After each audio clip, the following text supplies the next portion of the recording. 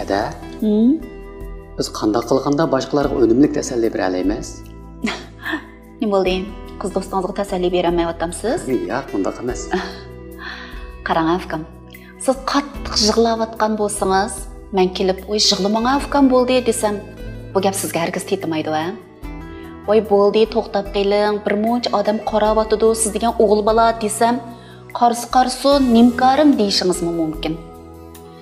Shuningga yig'laydi ekan, oldingi qitim, "Menmi mundaq bo'lganda yig'lamagan" deb qolsam, yig'lasam o'zimning ishingizni qiling acha deyishingiz mumkin.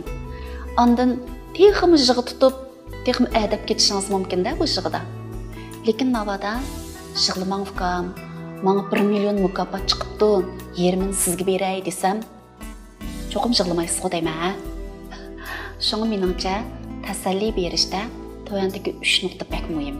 Birinchisi, avval u yoqning kayfiyatini tasdiqlash. Uning ko'ngli yerim turganini ko'rib, u kayfiyatini besib qo'ysak bo'lmaydi. Ikkinchisi, u kayfiyatni yo'tkib etish yoki boshqa bir nuqtaga qiziqtirish. Uchinchisi, bir qimmatga erishtirish. Undan keyin uning kayfiyati osonroq yashilishi mumkin.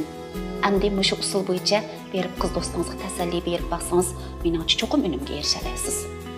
Ha, bilib oldim ada.